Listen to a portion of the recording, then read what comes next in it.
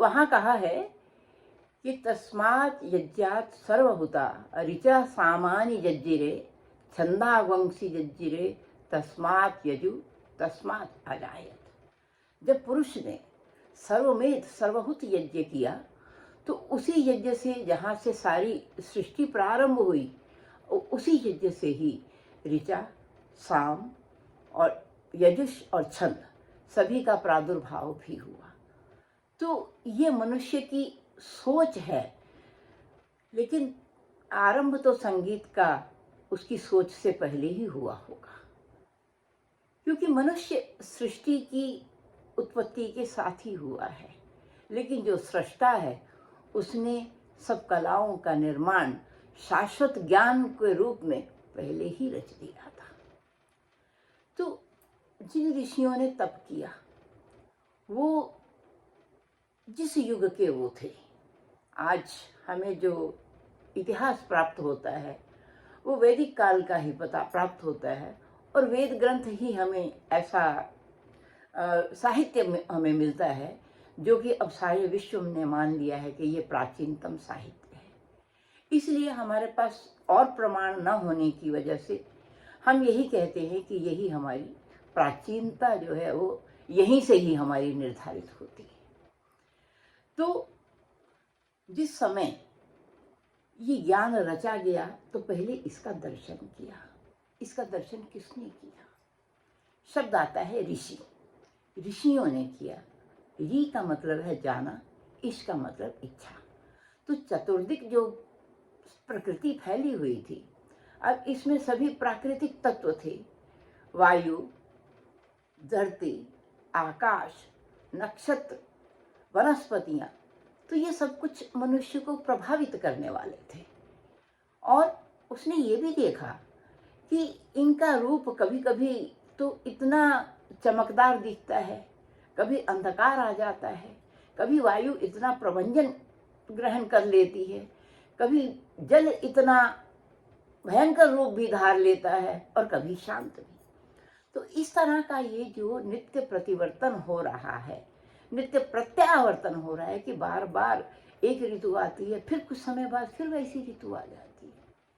तो ये इस तरह का जो अलौकिक एक दृश्य देखने को मिला, उसने क्या किया? मानव मन को प्रभावित कर दिया और ये सोचने पे विवश कर दिया कि ये सब वस्तुतः है क्या। तो अब जब उसने सोचना शुरू किया तो एक तत्व था नाद, वो हर जगह सुनाई देता था। तो सबसे ज्यादा आकर्षित किसने किया? रूप ने, साउंड ने, नाद ने, और फिर इनके अंदर जो निर्धारित गुण थे उन्होंने। तो किसी का रूप अगर अच्छा है तो हमारे लिए उपयोगी भी हो, कोई आवश्यकता नहीं है। तो ये आवश्यक था उस समय कि जितने भी तत्व थे प्राकृतिक, वो देखने में बड़े सुंदर थे, अलौकिक थे। जैसा सूर्य है वैसा चांद नहीं, जैसा और नक्षत्र है वैसा जल नहीं। और बड़ी बात यह है कि सब देदीप्यमान थे।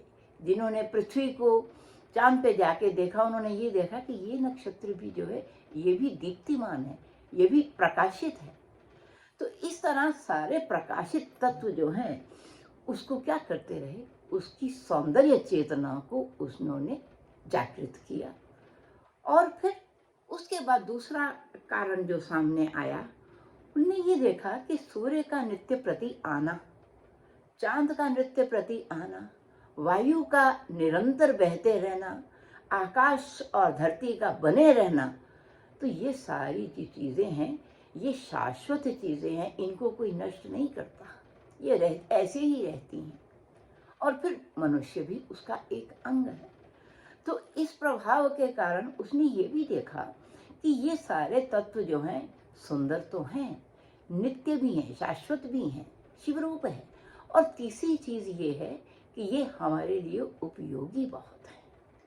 अगर वायु ना मिले तो प्राण नहीं चलेगा, अन्न ना मिले तो जीवन नहीं चलेगा, और ये सूर्य चांद अगर नहीं होंगे तो वेजिटेशन नहीं होगी, कैसे जीवन चलेगा।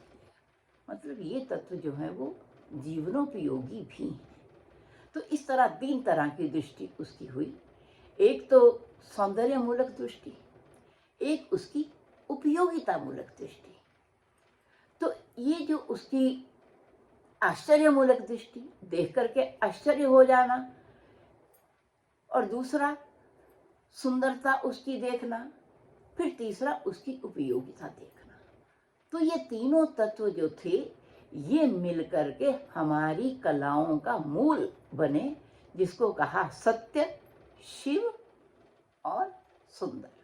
तो सत्य होना चाहिए, ये शाश्वत हैं। शिव होना चाहिए, ये कल्याणकारी हैं। सुंदर होना चाहिए, ये बड़े आकर्षक हैं अपने रूप में। तो कला का सिद्धांत जो सत्य, शिव, सुंदर है, यहीं से ही ऋषियों के मन में आया।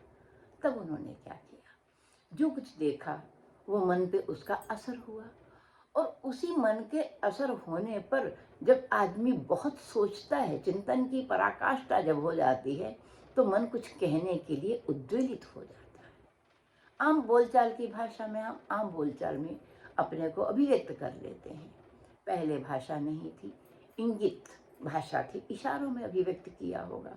फिर धीरे धीरे भाषा का भी विकास हुआ होगा, और उन भाषा के विकास में वाणी के उसने 3 प्रकार इस्तेमाल किए। एक तो आज भी हम देखते हैं वाणी के 3 ही प्रकार हैं अभिव्यक्ति के।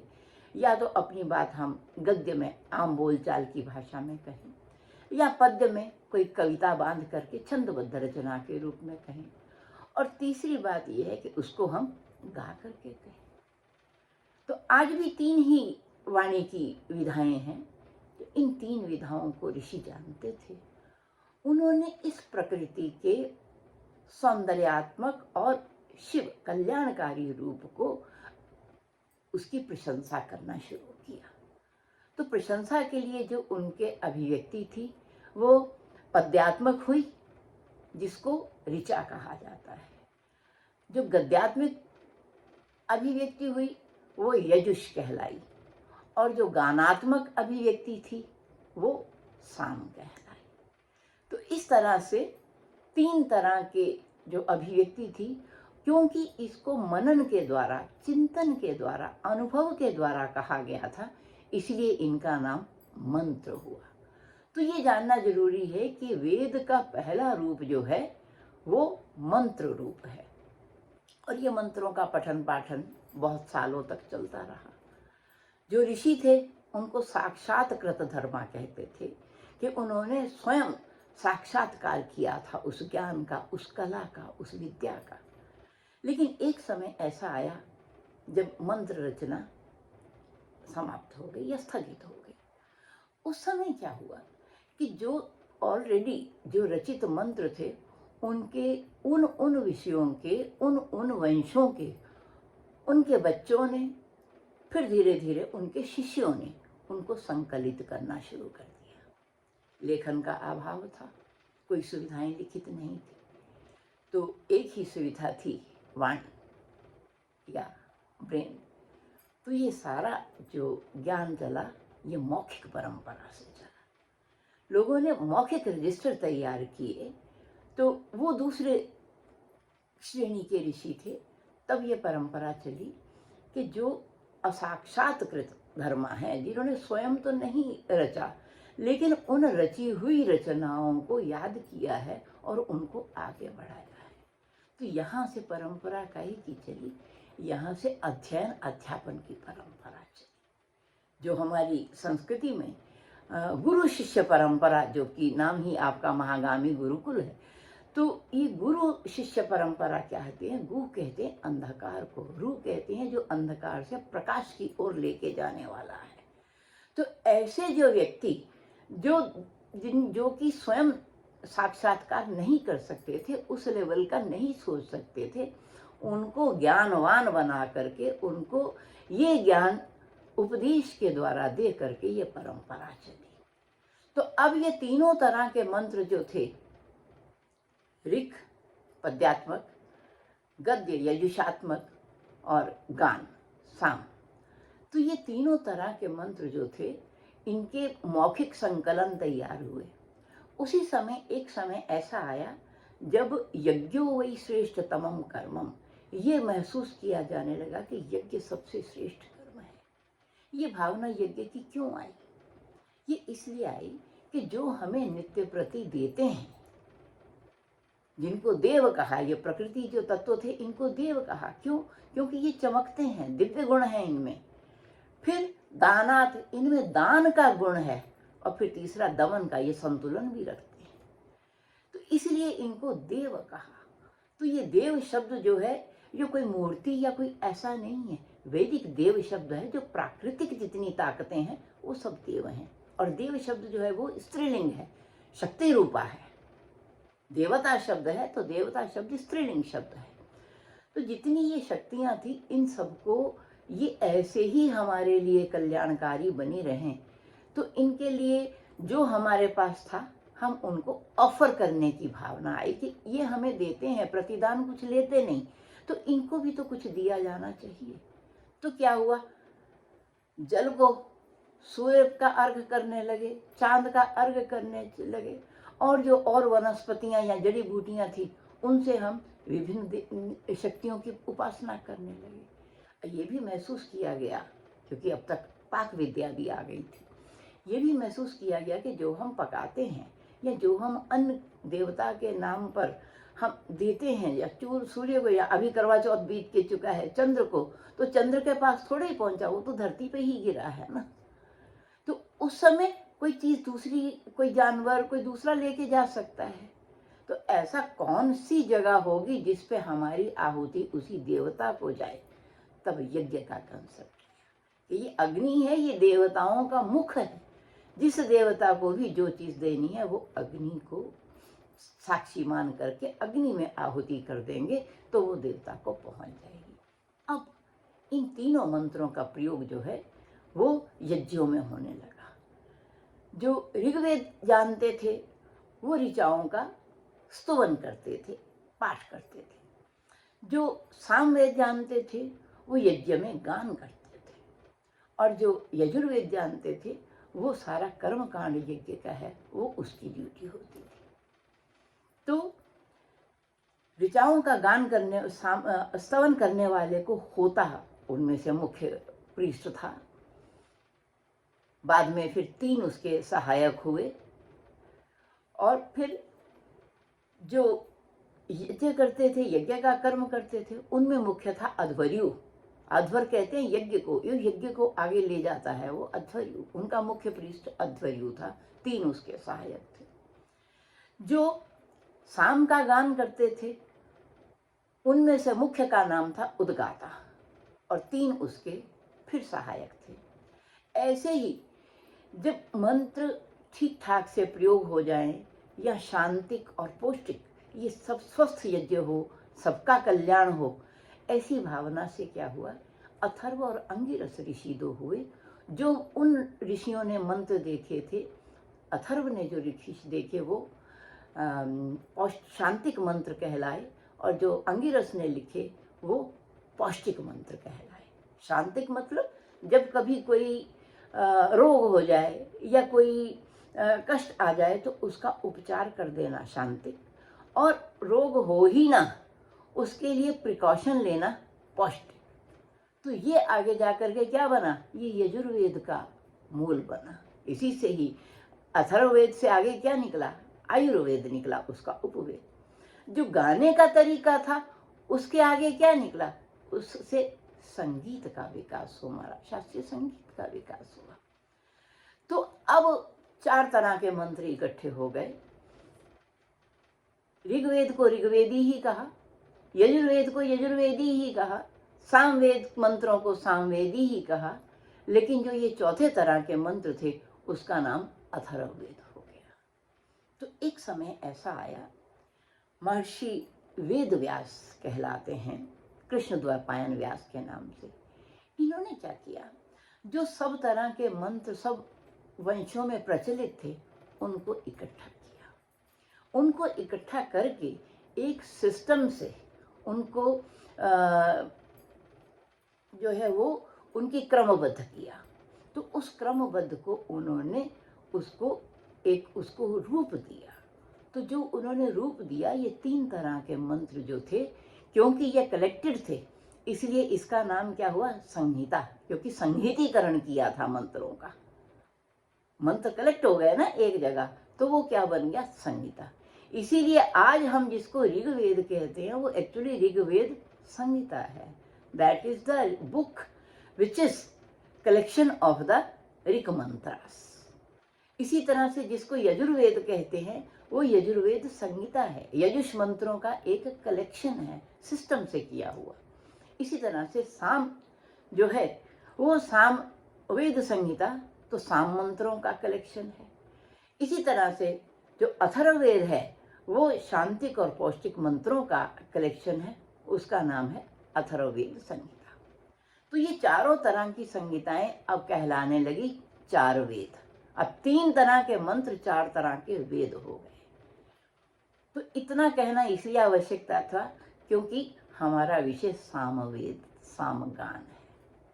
तो ऋग्वेद के नाम से पॉपुलर है, यजुर्वेद यजुर्वेद के नाम से जाना जाता है।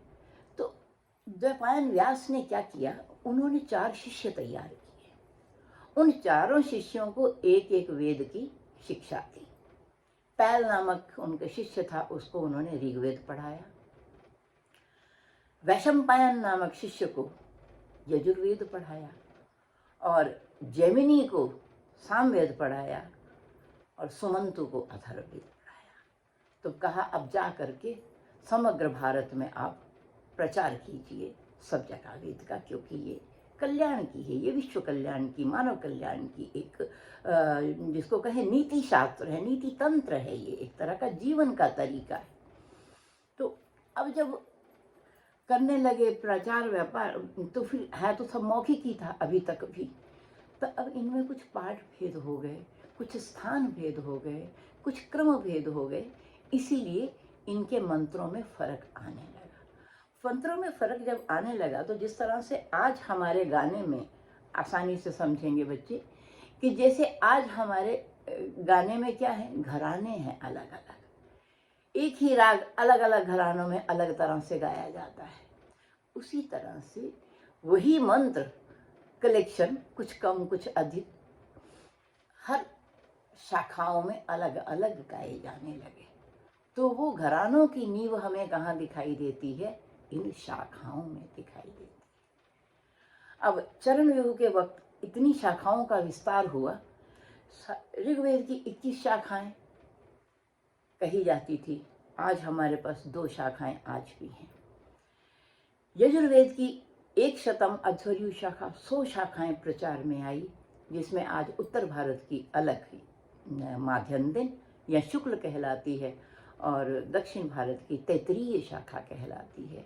तो इन 2 शाखाओं में आज भी हमें 2 शाखाओं के अंतर्गत उत्तर भारत में 2 और दक्षिण भारत में 5-7 शाखाएं आज भी मिलती हैं।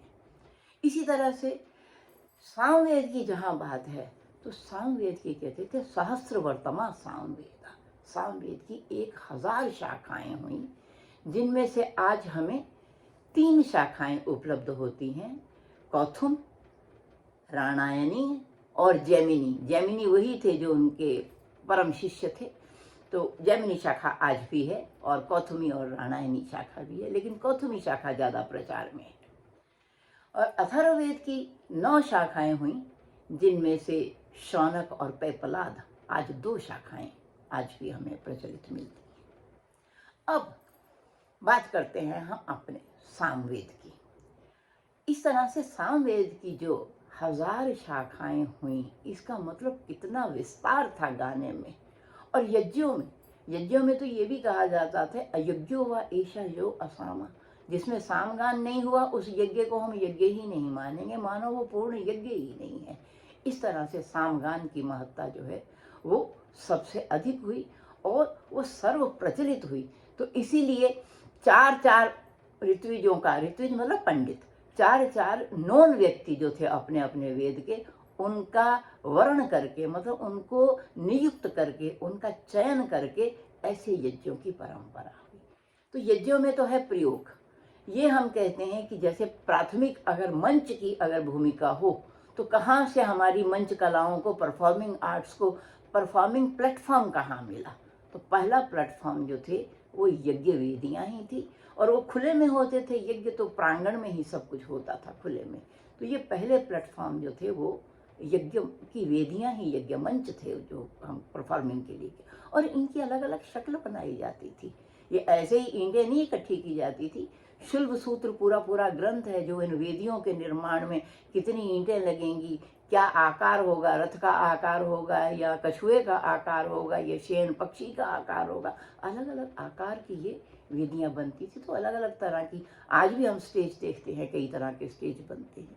उसका पूर्ण रूप जो है हमें पहले जो परफॉर्मिंग आर्ट के मंच हैं वो यज्ञ वेदी के रूप में ही प्राप्त होते हैं। अब उनमें कैसे गाया जाएगा और क्या गाया जाएगा,